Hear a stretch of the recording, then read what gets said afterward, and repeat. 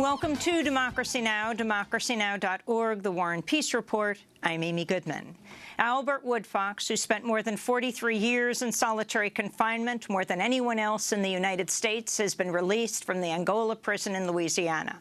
Woodfox walked free on Friday after he entered a plea of no contest to charges of manslaughter and aggravated burglary of a prison guard more than 4 decades ago. Prior to Friday's settlement, his conviction had been overturned 3 times. Woodfox and the late fellow Angola 3 member Herman Wallace were accused in 1972 of stabbing prison guard Brent Miller. They always maintained their innocence, saying they were targeted because of their attempts to address horrific prison conditions by organizing a chapter of the Black Panther Party in prison. Herman Wallace was freed in 2013, just days before he died from cancer. We'll be joined by Albert Woodfox as well as Robert King, 2 of the surviving Angola 3, in Woodfox's first broadcast interview after headlines. In Syria, bomb attacks around the Syrian capital Damascus and the city of Homs have killed at least 150 people and wounded scores more, marking one of the deadliest days in the nearly 5-year-old conflict. ISIL has claimed responsibility for Sunday's attacks, which included a car bombing and 2 consecutive suicide attacks near a Shiite shrine outside Damascus and 2 bomb attacks in the city of Homs. The blast came the same day Secretary of State John Kerry announced a provisional agreement between the United States and Russia on a ceasefire in Syria. U.S. airstrikes on a suspected ISIL training camp in Libya have killed 2 Serbian hostages. The hostages were a communications officer and a driver on staff at the Serbian embassy who were taken hostage in November. They were among about 50 people killed in Friday's U.S. airstrikes. The Serbian Prime Minister, Aleksandar Vučić, said Serbia had been close to securing the hostages' release. This is the first major hostage crisis that the Republic of Serbia has faced. Our state security acted very professionally, very seriously.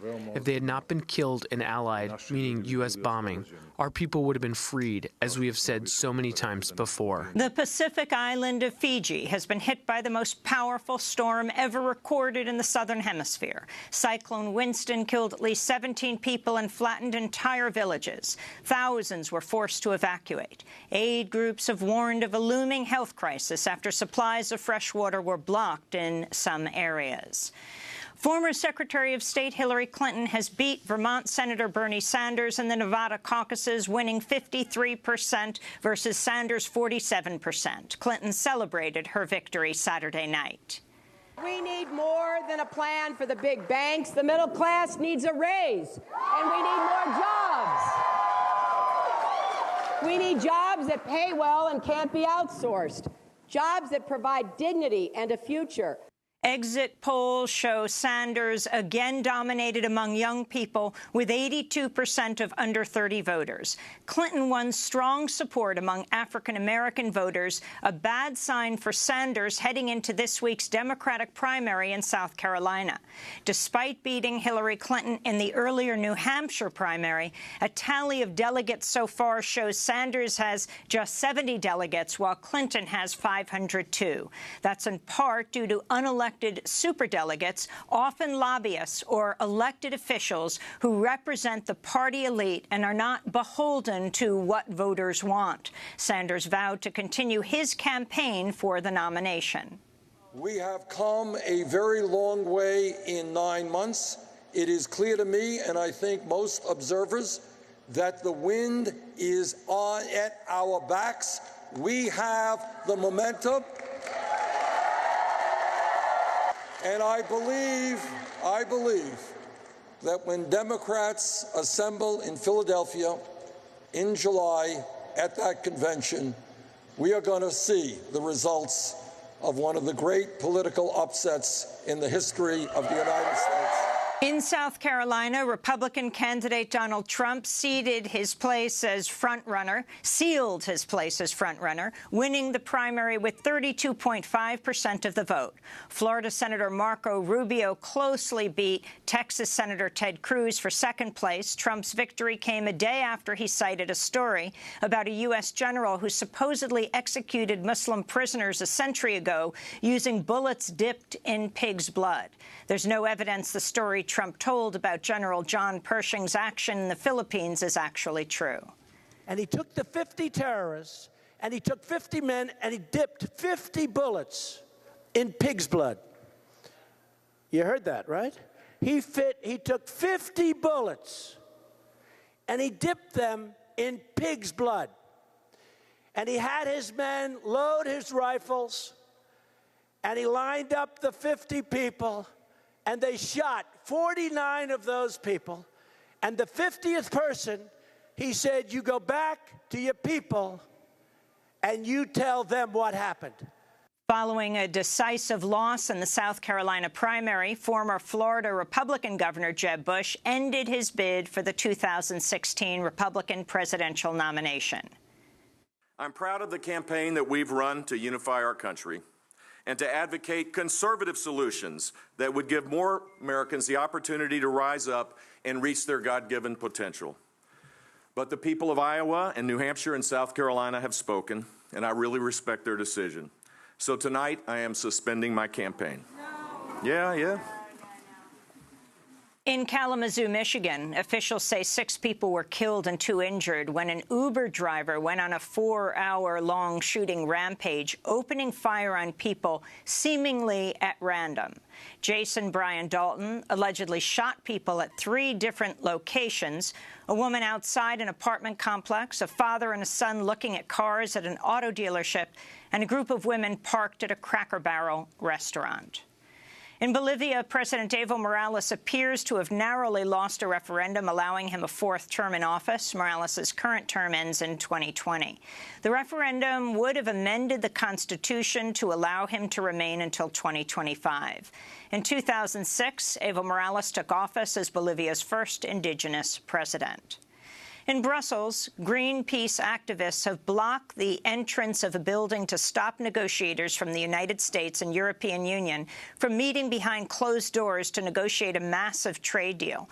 Opponents say the Transatlantic Trade and Investment Partnership would expand corporate power at the expense of public health and the environment. Saskia Richards, Deputy Director of Greenpeace Europe, announced the protest.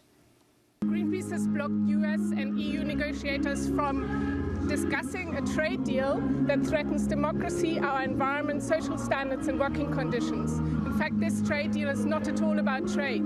It's about transferring powers from the people to big business. What they call barriers to trade are in fact the safeguards that protect our air and food from being poisoned. In New York City, nearly 100 people gathered in Harlem to mark the 51st anniversary of Malcolm X's assassination and to demand justice for residents of Flint, Michigan, over the poisoning of the city's drinking water. Peggy Shepard, with the Harlem-based group We Act, spoke about the connections between the water crisis in Flint, which is a predominantly African-American city, and high levels of pollution in other black communities, such as Harlem.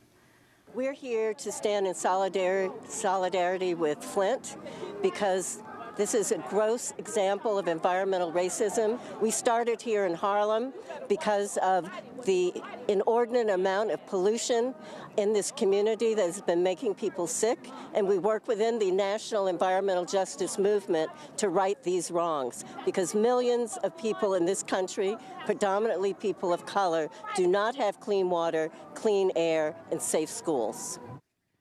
To see our video report from Flint, Thirsty for Democracy, go to democracynow.org. During the demonstration in Harlem, protesters spoke in front of a banner with one of Malcolm X's most iconic phrases, "by any means necessary." Sunday marked the 51st anniversary of Malcolm X's assassination. In Texas, a health official has been forced to retire after co-authoring a peer-reviewed study on the negative effects of anti-choice state policies on reproductive health. Rick Aguirre director of research at the Texas Health Commission, co-authored a study that documented a drop in birth control access after Texas banned Planned Parenthood from a state family planning program. Allgaier stepped down after a Republican lawmaker complained about the study.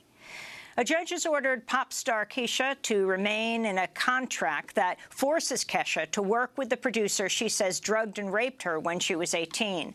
Kesha was shown sobbing in court after a judge upheld the contract. Manhattan Supreme Court Justice Shirley Comreich said, quote, "My instinct is to do the commercially reasonable thing," unquote. The contract requires Kesha record 6 more albums with Sony despite accusations of abuse against producer Luke Gottwald.